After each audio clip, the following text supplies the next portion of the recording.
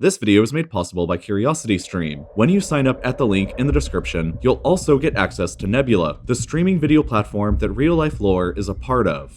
The ocean is a huge and terrifying place, but it's even more huge and terrifying when you go beneath the surface. More than 80% of the world's oceans are still unmapped, unobserved, and unexplored, meaning that if you go down on a ship, you're most likely going to sink down to an area that no human being has ever before seen. Boats and people still go missing all the time out there, and occasionally even entire airplanes with hundreds of people on board do too. Very rarely do people who go missing out there ever return back to us on the land. But this is the story of one guy who did, and he's probably simultaneously both one of the unluckiest and luckiest people to have ever lived. His name is Harrison Ojegba Okene, a Nigerian man who in 2013 was working an ordinary job as a cook on board the ordinary tugboat Jascon 4. His boat was working with a couple others late at night on the 26th of May, about 32 kilometers off the coast of Nigeria in the Gulf of Guinea. While they were attempting to work together stabilizing a Chevron oil tanker in the rough seas, a freakish big rogue wave smashed into the Jascon 4 at around 4:30 a.m., which snapped their rope and flipped the boat over. It began to rapidly sink and panic set in for the 12 crew members on board. Most of these guys were locked inside of their cabins as a safety precaution against getting raided by pirates. But while being locked inside of a cabin works well against a dude with a gun, it doesn't work so well when your cabin is getting flooded with water. Luckily for Okene, however, was that right before the ship flipped over, he had left his cabin for the bathroom. Only wearing his underwear, he got tossed around inside before the tiny room filled up with water. He forced the door open and witnessed several of his friends get swept outside of the boat.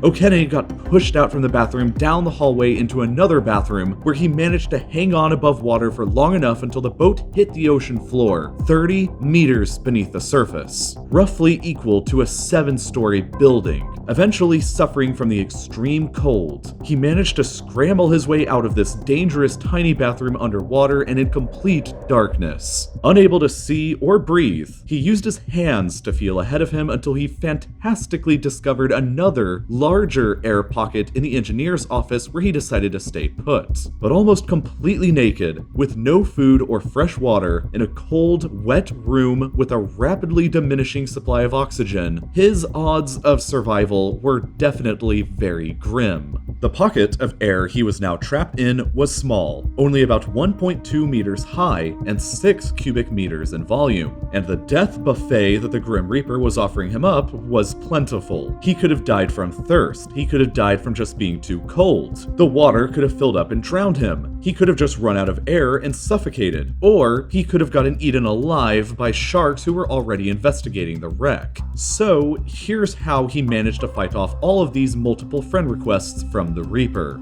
First, he managed to find a few cans of Coke around his area to prevent his dehydration. Second, he discovered a mattress that he fashioned beneath him that kept part of his chest and his entire head above the cold water, which helped his core continue to stay warm and prevented the onset of hypothermia. If it wasn't for that lucky break, the very cold water would have likely killed him within hours. But his biggest problem was the tiny pocket of air that he was trapped in running out of oxygen. Based on the size of the pocket that he was in and the pressure that it was under 30 meters beneath the ocean, his time limit for breathing was likely only around 60 hours, give or take a little. But there was an additional danger to him in the pocket besides simply running out of oxygen to breathe. He could have also breathed out too much and pumped out too much carbon dioxide, which would have poisoned himself. Luckily for him, however, is that CO2 is easily absorbed by water, and by splashing the water around inside, he was inadvertently increasing the water surface area, which increased the rate that the CO2 was getting absorbed at, and so the levels never got high enough inside to become lethal. And while he had to endure the sounds of sharks getting in and feasting upon the corpses of his friends, they luckily never managed to find him in his little pocket.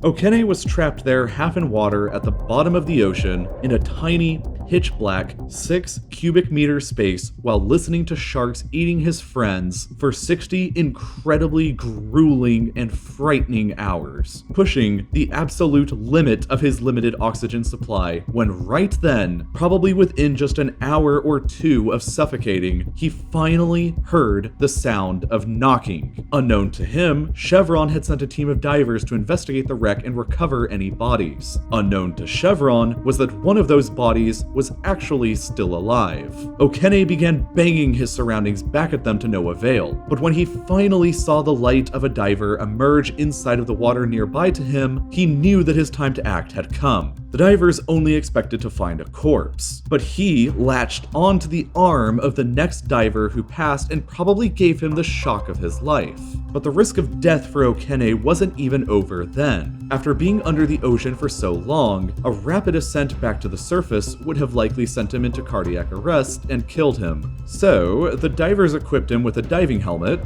placed him into a diving bell, and raised him back up above the ocean's surface, where he then had to spend 2 more days decompressing before finally returning back to normal reality after his real-life nightmare. Okene's horrific ordeal is believed to be the longest amount of time that any human being has ever survived for underwater, without the assistance of any diving equipment. He says that he continues to have nightmares about the incident, and he has vowed to never again return to the ocean for the rest of his life.